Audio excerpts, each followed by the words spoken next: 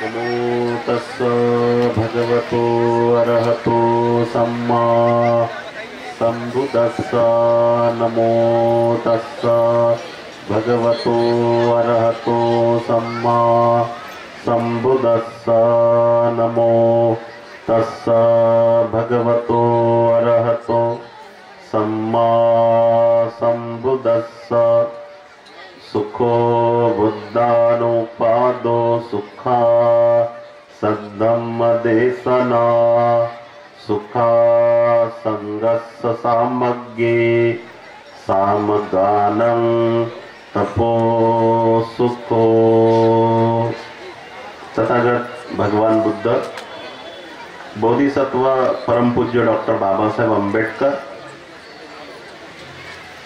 यांच्या विचारांना संपूर्ण जीवनभर समर्पित राहून आज नालंदा चॅरिटेबल ट्रस्ट मुदखेड बौद्ध भूमी प्रशिक्षण केंद्र या केंद्राच्या वतीनं आपल्या या मुदखेड नगरीमध्ये तिसरी अखिल भारतीय बौद्ध धम्म परिषद या ठिकाणी आयोजित केलेली आहे। या परिषदेच्या निमित्ताने या परिषदेचे उद्घाटक आणि अध्यक्ष आमचे गुरुवर्य डॉक्टर भदंत उपगुप्तजी महास्तवीर यांना वंदन। मंचावर उपस्थित असलेले आमचे ज्येष्ठ धम्मबंधू पूज्य विक्को पन्यारतनजी स्थवीर, विक्को महाकाश्यपजी स्थवीर यांना वंदन करतो। या परिषदेचे संयोजक बनते शीलरत्न गगनबोधीजी, आमचे दुसरे धम्मबंधू सुबोधी स्थवीर, पन्यावंशजी, पन्यासार बुद्धभूषण, संघबोधी, संघप्रिय भंतेजी, आता ज्यांनी आपल्याला हिंदीतून भाषण दिलं, प्रवचन दिलं त्या भिक्खुनी चारुशिलाजी, सर्वच या धम्म परिषदेला श्रद्धेनं उपस्थित असलेले उपासक आणि उपासिकांनो, तिसरं वर्ष आपल्या या गावामध्ये 3 वर्ष पूर्ण होत आहेत आज। आणि या गावामध्ये या 3 वर्षामध्ये जो आमूलाग्र बदल या ठिकाणी दिसून येत आहे तो अत्यंत कौतुकास्पद आहे। कारण जेव्हा आम्ही यायचो भंते पद्मरत्नजीकडे तेव्हा आम्हाला एकही माणूस सापडत नसायचा आणि आता मात्र माणसं प्रचंड स्वरूपामध्ये यायला लागलेत। चांगली गोष्ट आहे, परिवर्तन आहे। धम्माचं बळ, धम्माच्या प्रती असलेलं श्रद्धेचं बळ आता आपल्यामध्ये वाढत आहे। बंधूंनो, आताच एका मुलीनं सुंदर भाषण या ठिकाणी केलेलं आहे। तमाम मुदखेडवासियांना किंबहुना तिच्या सगळ्या वाड वडिलांना, तिचे काही ज्येष्ठ आहेत जे सगळे, त्या सगळ्यांना तिने एक संदेश दिलाय की आपण व्यसनाच्या अधीन जाऊ नका, असं तिचं सांगणं आहे। मुदखेड शहरामध्ये येणारी नवी पिढी, येणाऱ्या नव्या पिढीला काय अपेक्षित आहे हे या ठिकाणी आपण लक्षात घेतलं पाहिजे आणि याचा विचार करणं गरजेचं आहे। ती व्यसनाच्या अधीन जाऊ नका म्हटली म्हणजे तिनं सांगितलं तुम्हाला सुरा मेर यमज्ज पमाद ठाना वेरमणी सिक्खापदन समाधी आम्ही। दारू, मादक पदार्थाचं सेवन करण्यापासून अलिप्त राहण्याचा तिने दिलेला, आपल्याला चिमुकलीनं दिलेला संदेश आहे। ही गोष्ट समजून घ्या। तिच्या वयाप्रमाणे तिला हे एवढं माहीत असणं ही लाख मोलाची गोष्ट आहे. तिला त्याची ती जाणीव होणं ही लाख मोलाची गोष्ट आहे. पण इथे जिने 80 वर्ष ज्या माणसानं जीवन जगलं आणि त्याला जर हे कळत नसेल तर तो 80 वर्ष जगून सुद्धा त्याने आपलं जीवन व्यर्थ जगलेलं आहे असा त्याचा अर्थ होतो. बरोबर. आणि म्हणून धम्म हा कुणाला पाहिजे, धम्म हा कुणाला आवश्यक आहे, धम्माला कुणाची गरज आहे. तर जसं औषध बिमाऱ्याला लागू होतं, रोग्याला लागू होतं, तसंच धम्म हा रोगी, जो कोणी ज्या विचाराचा रोगी आहे त्या विचाराच्या रोगी असणाऱ्या माणसाला तो धम्म औषधाच्या रूपामध्ये आवश्यक आहे. धम्म ओषधं उत्तमं वरं. बुद्धाने महामंगल गाथेमध्ये धम्माला औषधाची उपमा दिली. काय धम्म म्हणजे काय? औषध. औषध म्हणजे पाली शब्द आहे, त्याला औषध म्हटलं मराठीत. धम्म हा औषधाच्या रूपात आहे. आणि ते औषध म्हणजे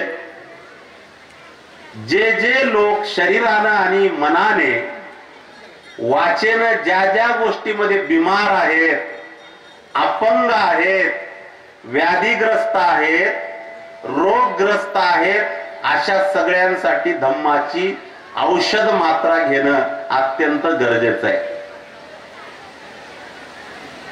आता आपण बिमार आहोत का याचंही चिंतन धम्म करायला सांगतो.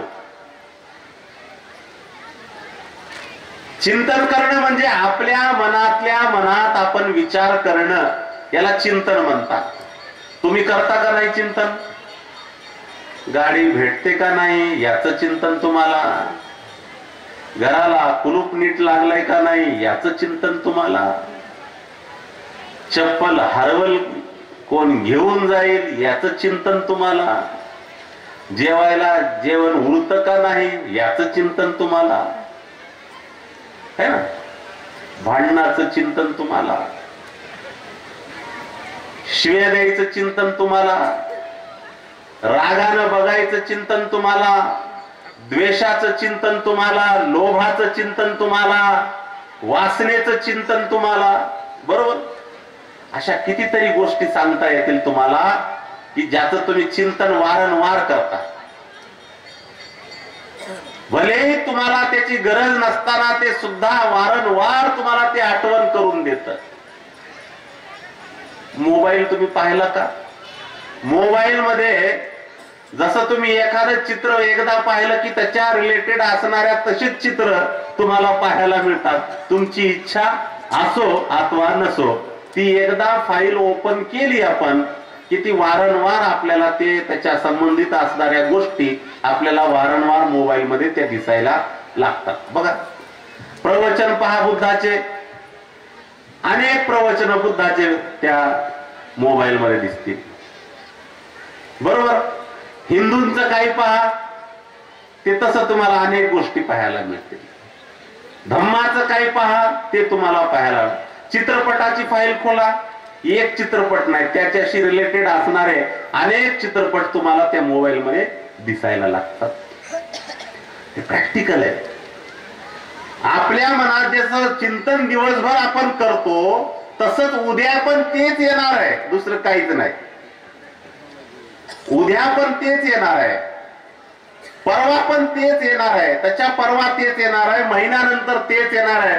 कारण तशी लिंकच आहे, तशी माणसाच्या डोक्याची, माणसाच्या मनाची लिंकच तशी आहे, ती धाराच आहे. एक झालं की एक झालं की एक, ती सिरीज आहे, अनुक्रम आहे. रील संपत नाही, ती चालूच आहे. जे तुमच्या मनामध्ये आहे तसंच अर्ध्या घंट्यानंतर सुद्धा त्याला संबंधित आहे. आणि म्हणून तुमच्या मनात काय आलं पाहिजे हा सगळ्यात महत्वाचा विषय. इथं आपण याचं चिंतन करणं गरजेचं आहे. आजचा दिवस बरोबर आजचा दिवस वर्षानंतर सापडलाय. भंतेजीने दिवस निवडला महाडचा, काय मला वाटतं नाशिकचा काळाराम मंदिरचा सत्याग्रह दिवस आहे.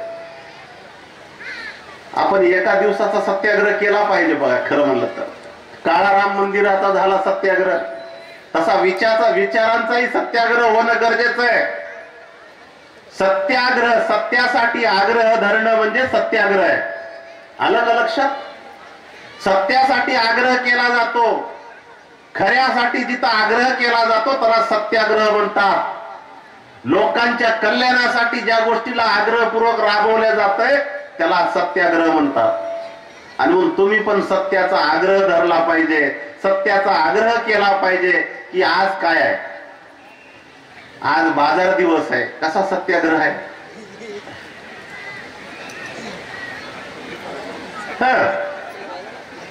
मला यायला अडचण झाली ना, लांबून यावं लागलं मला. मी समजून घेतलं की आज बाजार आहे.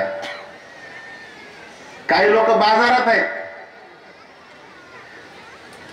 का नाही?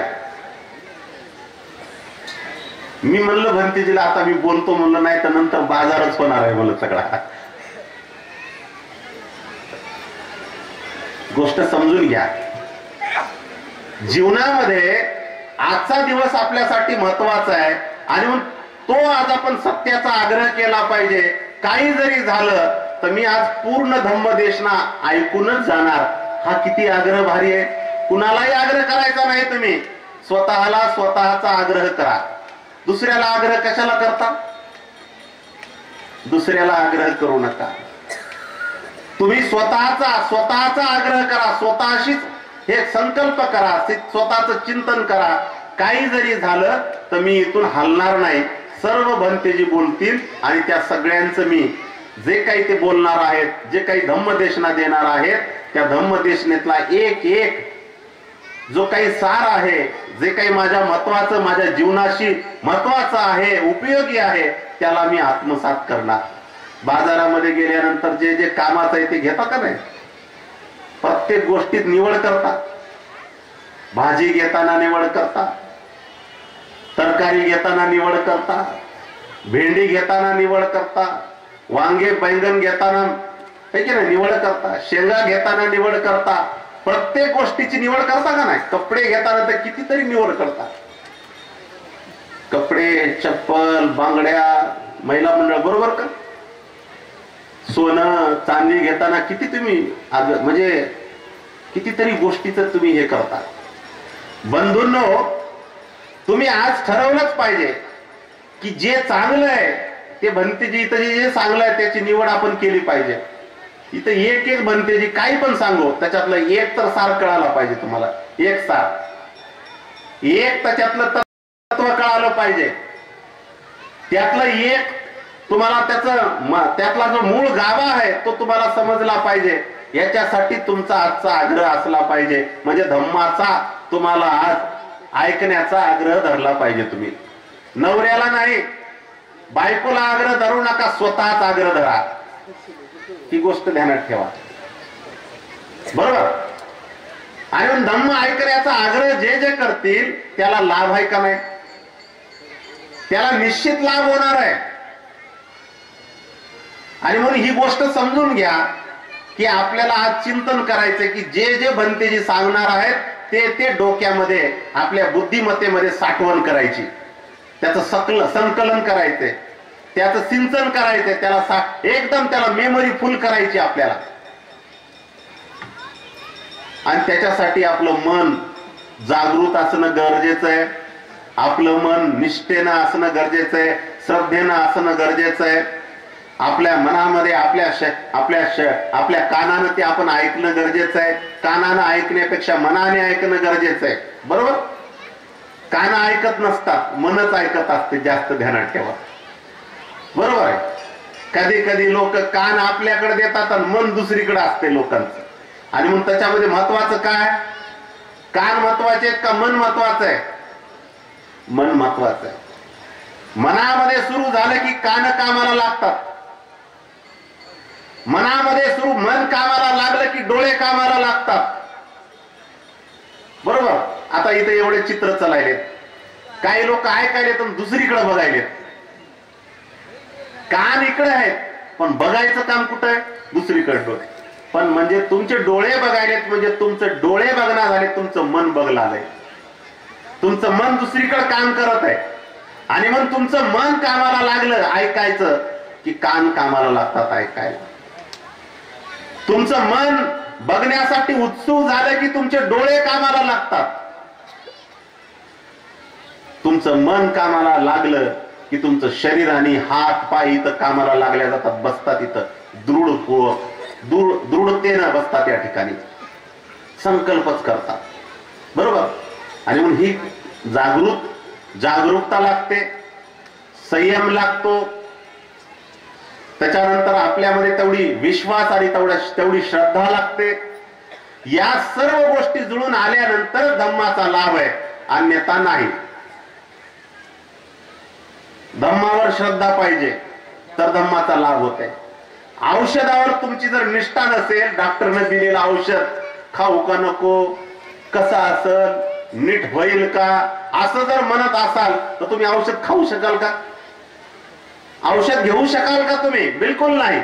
तसंच आहे धम्मावर तुमची, जशी औषधावर तुमची पूर्ण श्रद्धा आहे तशी धम्मावर सुद्धा तुमची पूर्णपणे श्रद्धा, निष्ठा, विश्वास असणं गरजेचं आहे. धम्मावर कमकुवत श्रद्धा, कमजोर श्रद्धा असणं, मनुष्य कुठलाही धम्म त्याला मिळू शकत नाही. रत्न हे धम्म, बुद्ध, संघ, 3 रत्न आहेत. हे 3 रत्न लय महत्वाचे आहेत. ज्याच्याकडे आहेत तो या ठिकाणी तो मोठा माणूस आहे. ज्याच्याकडे हे 3 रत्न आहे तो धनवान आहे. ज्याच्याकडे 3 रत्न आहे तो बलवान आहे. ज्याच्याकडे बुद्ध धम्म संघ हे त्रिरत्न आहेत तो व्यक्ती या जगामध्ये फार निष्ठावान आहे. आता हे 3 रत्न कसे प्राप्त करणार तुम्ही? पहिलं रत्न आहे ते म्हणजे बुद्ध, दुसरं रत्न आहे धम्म, तिसरं रत्न आहे संघ. हे 3 रत्न मिळवायचे तुम्हाला. हे 3 रत्न मिळवायचेत म्हणजे तुमची बुद्धावर श्रद्धा पाहिजे, धम्मावर श्रद्धा पाहिजे, संघावर श्रद्धा पाहिजे. कशी? भगवान बुद्धाच्या काळामध्ये कशी श्रद्धा राहायची? इति पिसो भगवा अरहं सम्मा संबुद्धो विद्याचरण संपन्नो सुगतो लोकविदु अनुत्तरो पुरिस धम्म सारथी सत्था देव मनुसानं बुद्धो भगवाती. ही वंदना नाही. भगवान बुद्धाकडे असणारे जे अरहत भिक्खूंनी भगवान बुद्धाचे लक्षण पाहिल्यानंतर, भगवान बुद्धाची चर्या पाहिल्यानंतर, भगवान बुद्धाच्या शरीरामध्ये जे काही 32 महापुरुषाचे लक्षण पाहिल्यानंतर, संबोधी प्राप्त केल्यानंतर बुद्धाला ते विशेषणाच्या रूपामध्ये बुद्धाचा गौरव केला, बुद्धाची वंदना केली. अरहत भिक्खू, उपासक, उपासिका हेच म्हणायचे बुद्धाच्या समोर बसून इति पिसो भगवा. म्हणजे काय म्हणायचे? भगवान बुद्धाला 9 विशेष गुण आहेत, जे विशेषण म्हणून त्यांना बुद्धाच्या प्रती आपण म्हटले पाहिजेत. पुढे बुद्ध वंदनेमध्ये आपण म्हणतो, बुद्धाला कसं वंदन करतो? बुद्धाला एवढंच म्हणले नाहीत बुद्धाला, याच बुद्धाला वंदन करतो. जुने होऊन गेलेले बुद्ध, आता जे बुद्ध आहेत आणि भविष्यात जे बुद्ध आहेत, म्हणजे अशा सगळ्याच बुद्धांवर माझी असीम श्रद्धा आहे. असीम श्रद्धा आहे माझी. ज्या बुद्धाला मी पाहिलंच नाही त्या बुद्धाला सुद्धा मी वंदन करतो. ज्या बुद्धाला मी आता वर्तमान कल्पामध्ये मी पाहत आहे, जे मला बुद्ध तत्वज्ञानाच्या, ज्ञानाच्या रूपामध्ये, सिद्धांताच्या रूपामध्ये, मला प्रज्ञेच्या रूपामध्ये, लक्षणाच्या रूपामध्ये, सत्याच्या रूपामध्ये, नीतिमत्तेच्या रूपामध्ये मी ज्या बुद्धाला पाहत आहे त्या बुद्धालाही वंदन करतो. असा विश्वास तुमच्यामध्ये निर्माण होणं गरजेचं आहे. भविष्यामध्ये होणारे जे बुद्ध आहेत, जसं मैत्रेय बुद्धाचं वर्णन आलंय आपल्याकडे, अनेक बुद्ध होणार आहेत, पण बुद्धाने मैत्रेय बुद्धाचं नाव वर्णन केलंय. आणि म्हणून अशा बुद्धाच्या प्रती सुद्धा मी वंदन करतो.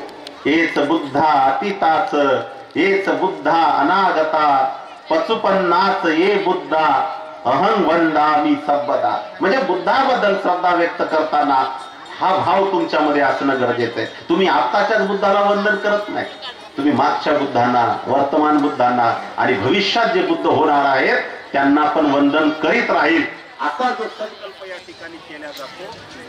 बरोबर. असा विश्वास, अशी निष्ठा अत्यंत गरजेचं आहे. आणि म्हणून आपण ही गोष्ट समजून घेतली पाहिजे की बुद्धाला पुढे बुद्धाच्या प्रती आपण श्रद्धा व्यक्त करत आहोत कशी.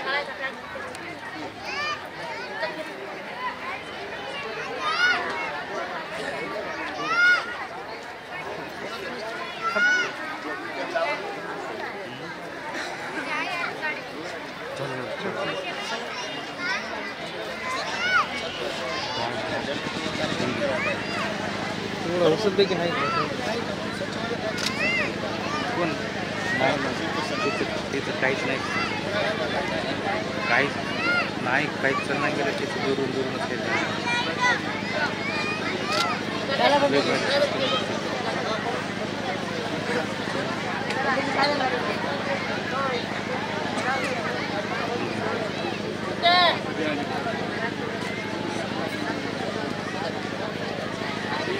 पुन्हा दिल नाही का.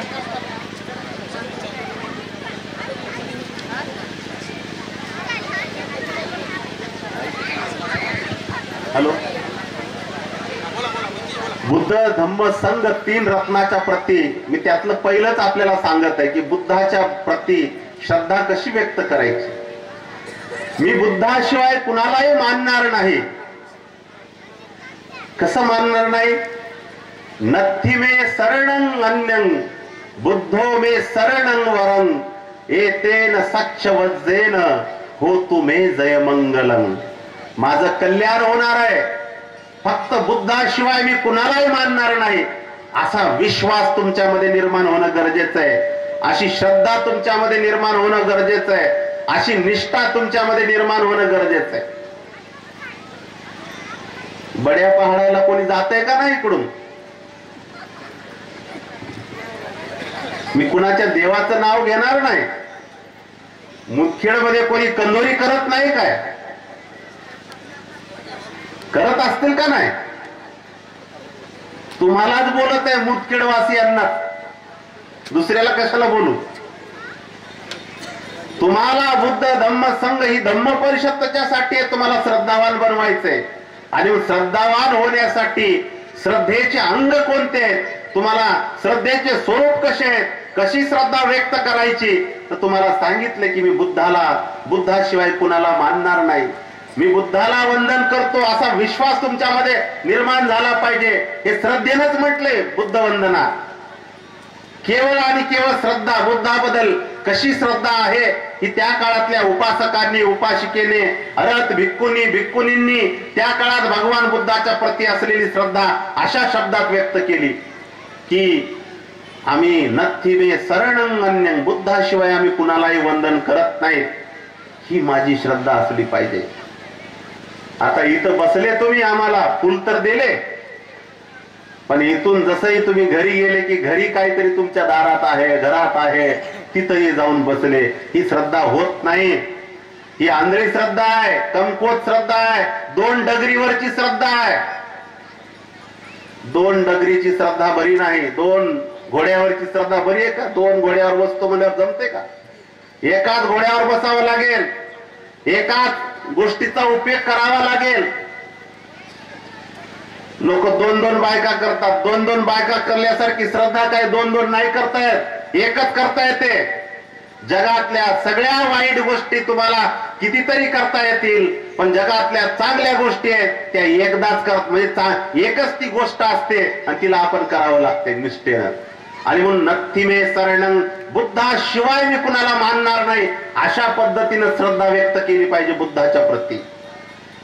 तुम्हाला या जगातल्या अनेक रत्नांचा लोभ आहे, अनेक गोष्टींचा तुम्हाला आमिष आहे, अनेक गोष्टींची तुम्हाला भुरळ पडते, अनेक गोष्टीचा तुम्हाला संग्रह करायची फार सवय, जसे चांदी, सोनं, हिरे, पैसे काय नाही करू शकत तुम्ही संग्रह. सामान्य लोक तर कुठल्याही गोष्टीचा संग्रह करतात का नाही, पण श्रीमंत लोक सुद्धा संग्रह करतात. पण या जगामध्ये संग्रह करण्यासारखी सगळ्यात अमूल्य असणारी गोष्ट, जी अमूल्य शब्द वापरलाय, मूल्यवान नाही,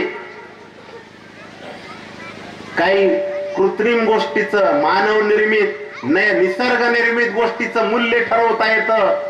पण या जगामध्ये बुद्ध असे आहेत जे अमूल्य आहेत. आणि ते अमूल्य पण कसं बुद्धाचं असेल तर बुद्धाला या जगामध्ये रत्नाच्या स्वरूपामध्ये, माणिकाच्या स्वरूपामध्ये, सोन्याच्या स्वरूपामध्ये, हिऱ्याच्या स्वरूपामध्ये, डायमंडच्या स्वरूपामध्ये बुद्धाची गणना केली. या जगात हिरे, माणिक, मोती, रत्न, चांदी सगळं आहे. दिव्य वाटतंय ते तुम्हाला, भरून असं चमचम वाटतंय. पण बुद्ध रत्न असं चमकदार रत्न आहे. बुद्ध रत्न असं सोनं चांदीच्या पलीकडे दिसणार, शोभून दिसणार रत्न आहे. त्याची किंमत या जगामध्ये अमूल्य आहे. आणि म्हणून तुम्ही म्हणता बुद्धाच्या बद्दल श्रद्धा कशी व्यक्त करणार, कशी श्रद्धा व्यक्त करणार. यंकिंची रत्नं लोके विज्जती विविधापतु रत्नं बुद्ध समंगनत्ती तस्मा सोत्ती भवन्तु मे. या जगात विविध रत्न आहेत. विविध म्हणजे अनेक प्रकारचे रत्न, म्हणजे सोनं, चांदी, हिरे. रत्नं बुद्ध समंगनत्ती, बुद्धासारखं रत्न या जगात नाहीत.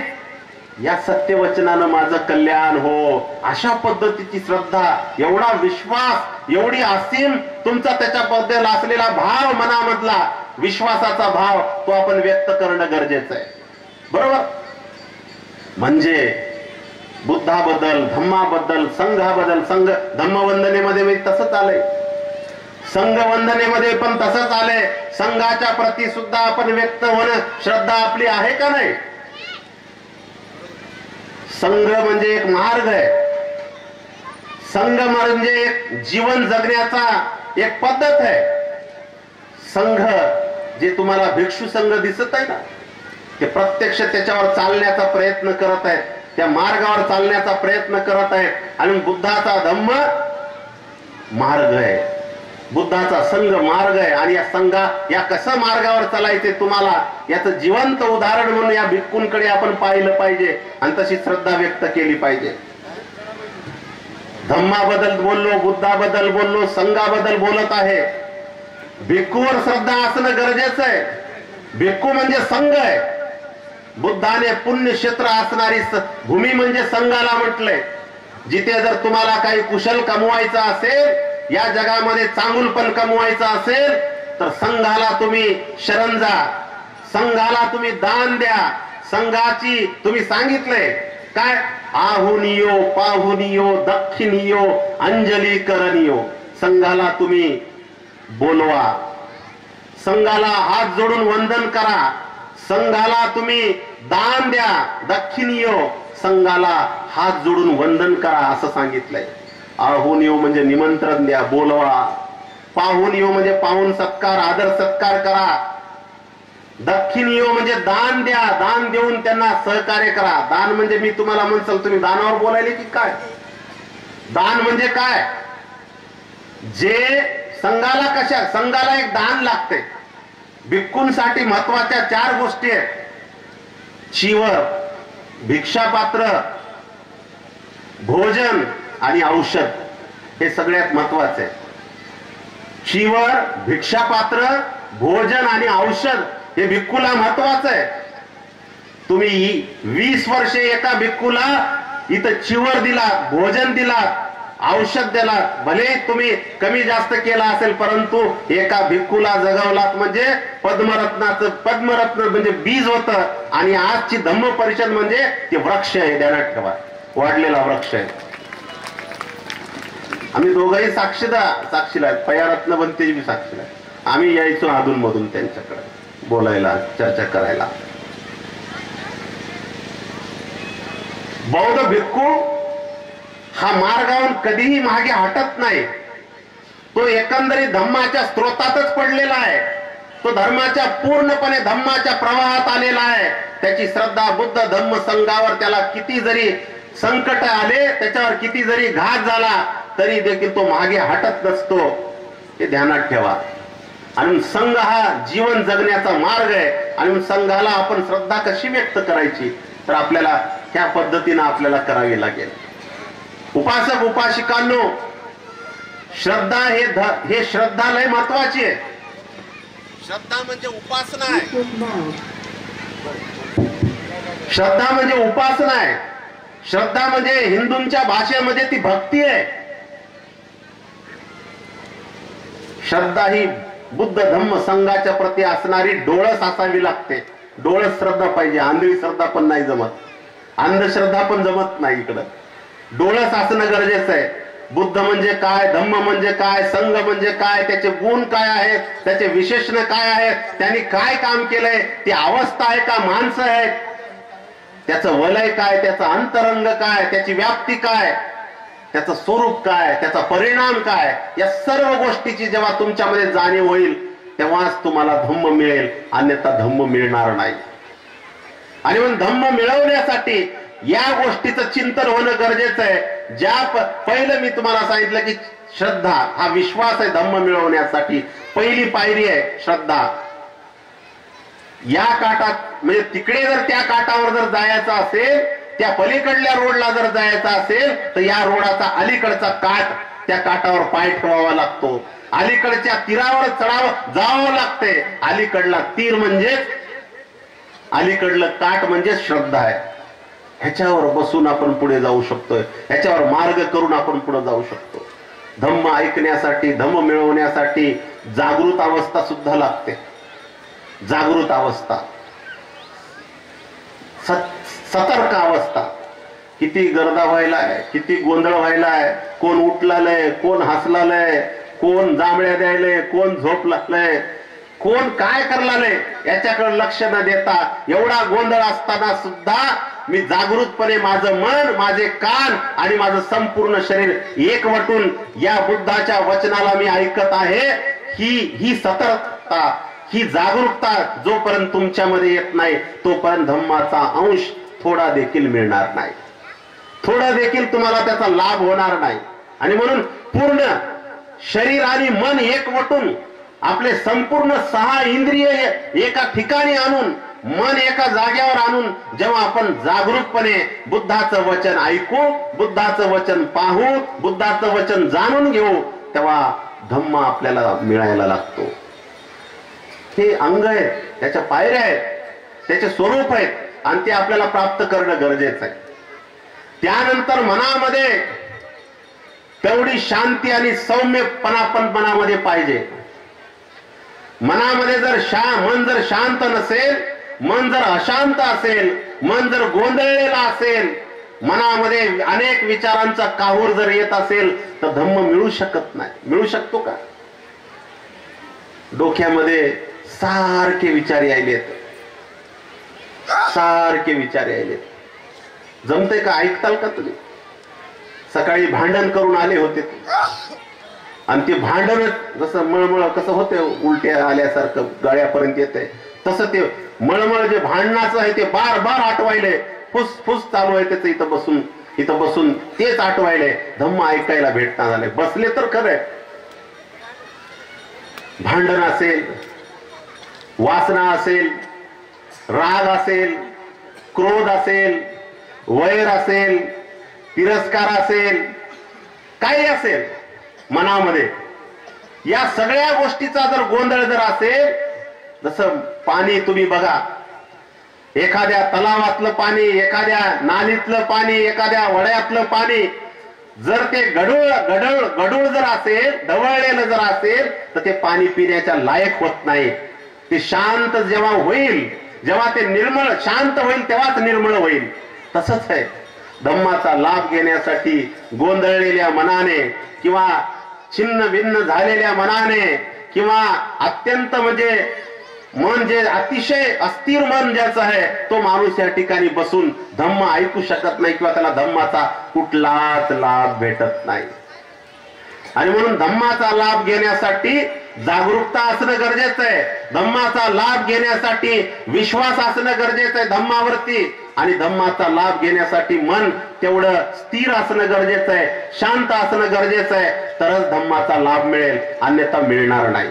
आणि म्हणून तुम्ही विचार करा, तुम्ही दाभडच्या धम्म परिषदेला जा का पूर्णेच्या धम्म परिषदेला जा का तुम्ही मुळाव्याच्या धम्म परिषदेला जा का तुम्ही लहान लोणच्या धम्म परिषदेला जा, कुठल्याही धम्म परिषदेला जा, पूर्ण तयारीनं जा.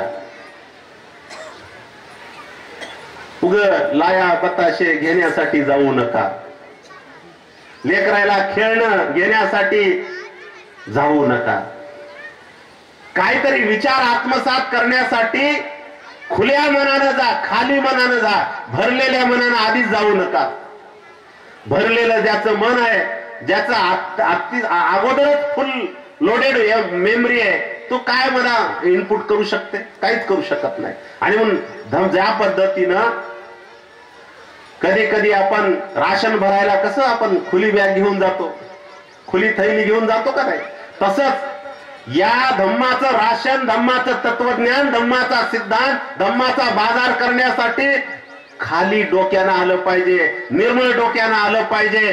तर मग तुम्हाला श्रद्धा किती घ्यायची, श्रद्धा पण घ्यायची, शील घ्यायचंय, ध्यान शिकायचंय, विपश्यना शिकायची, आर्य अष्टांग मार्ग जाणून घ्यायचा आहे, सम्यक दृष्टी समजून घ्यायची, समाधी समजून घ्यायची, शील समजून घ्यायचंय, प्रज्ञा, हे सगळा धम्माचे वेगवेगळे बाजारामध्ये जसे हे आहे तसंच धम्माचा हा सगळा मोठा बाजार आपल्याला खरेदी करता येईल का नाही.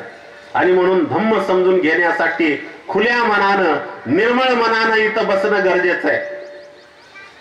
ज्याच्या मनामध्ये, ज्याचे मन जर एका ठिकाणी फार सुंदर सांगितलं, मी कुठेतरी एका ठिकाणी प्रवचन दिलं, एक माणूस भगवंताकडे आला जो फार घाई गडबडीमध्ये होता, आणि तो भगवंताकडे आला कारण त्याला माहित होतं की भगवंतानं महापरिनिर्वाणाची घोषणा केली होती, आणि तो पळत आला कारण भगवान आता राहणार नाहीत, काही दिवसानंतर महापरिनिर्वाण होणार आहे.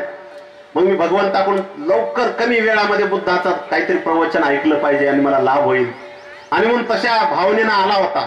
पटकन, मलाही वेळ नाही, बुद्धालाही वेळ नाही, पटकन सांगा म्हणे. भगवान वंदन केला आणि म्हणे भगवान माझ्याकडे वेळ नाही, तुमच्या महापरिनिर्वाणाची घोषणा केली, त्यामुळे तुम्ही मला लवकरात लवकर धम्म सांगा म्हणले. बुद्ध म्हणले, बुद्धाला माहित होता अशा माणसाच्या मनामध्ये जर असा विचार जर असेल तर त्याला धम्माचा लाभ होणार नाही. तुम्हाला माहित आहे माळेगावच्या जत्रेमध्ये किंवा कुठल्याही जत्रेमध्ये हौसे, गौसे आणि नवसे येतात, बरोबर. कुठल्याही जत्रेत काही हौसाने येतात, काही नवसाने येतात, आणि काही दुसरे गौसले ना तर चल मग मी बी येतो तुझ्यासोबत, असं गौसलेले भेटलेले असतात ना. हौसाने येणारे, नवसाने येणारे आणि गौस्यानं म्हणजे तू चालास काय, मी बी येतो, येतोच का, चल, असं म्हणणारे असतात. हौसे, गौशे आणि नवसे. हे मन असं नाही जमणार. इकडं जर यायचं असेल तर मी आधीच सांगितलंय पूर्ण मनाने यायचंय. आणि बुद्धाने त्याचं मन पाहिलं, बरोबर, त्याचं मन पाहिलं, आणि मन पाहिल्याबरोबर बुद्ध म्हणले 6 महिन्यानंतर ये. मला वेळ नाही, 6 महिन्यानंतर या, तुमचं महापरिनिर्वाण. बुद्ध म्हणले 5 महिन्यानंतर ये, 4 महिन्यानंतर ये, 3 महिन्यानंतर ये, 2 महिन्यानंतर ये, 15 दिवसाने ये. बुद्ध म्हणले 7 दिवसाने ये. भगवान वेळ नाही माझ्याकडे. बुद्ध म्हणले काही प्रश्नाचे उत्तर जर दिले तर मी तुला धम्म उपदेश करू शकतो. बुद्धाने माठाचं उदाहरण दिलं. माठ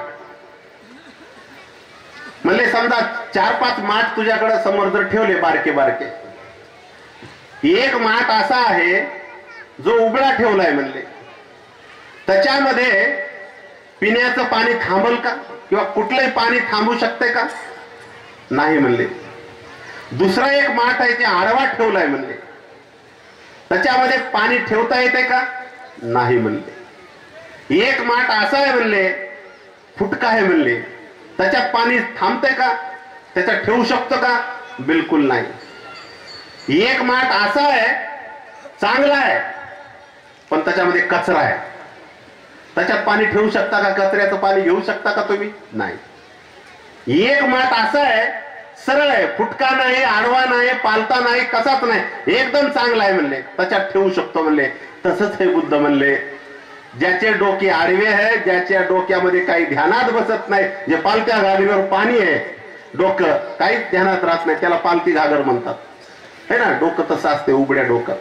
आडव्या डोक्याचा, फुटक्या डोक्याचा, त्याच्या डोक्यात काहीच राहत नाही, ध्यानात सांगितलं तरी विसरून जाते. आता काही लोक विसरतील, इथून जसं साधू साधू म्हणलं की गेटच्या बाहेर गेलं की काही ध्यानात राहिना, है की नाही. असं गळकं, ज्याचं मडकं फुटकं, ज्याचं डोकं आहे, असे पण काही लोक आहेत.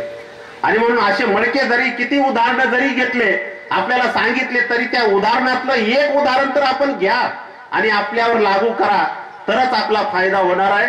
तेव्हा मी जास्त बोलणार नाही, अनेक भंतेजी बोलणार आहेत, आणि त्यामुळे माझा वेळ मी न घेता आपण या ठिकाणी सरळ डोक्यानं, आडवे डोके, उभे पालते डोके, फुटके डोके न ठेवता अत्यंत सरळ डोक्यानं या ठिकाणी बुद्धाची धम्मदेशना ग्रहण करा. ते आपल्या सुखासाठी, आपल्या मांगल्यासाठी, आपल्या दीर्घ काळासाठी ते अत्यंत चांगलं आहे. तेव्हा आजची परिषद भंते शीलरत्न आणि गगनबोधी भंतेजींनी खूप सुंदर या ठिकाणी आयोजित केली. त्यांचे सर्व सहकारी मुदखेडचे लोक आता अत्यंत जागृत होऊन धम्म कार्यासाठी म्हणजे आता स्वतः उत्साहित होत आहेत आणि लोकांना प्रेरणा देत आहेत. आणि म्हणून धम्माचा हा खराखुरा लाभ आहे असं मी या ठिकाणी समजतो. जास्तीचं न बोलता इथेच थांबतो. सर्वांच्या प्रती अनंत अशी मंगल मैत्री प्रकाशित करतो. सर्वांचं मंगल हो, सर्वांचं कल्याण हो. साधू म्हणा सर्वांनी.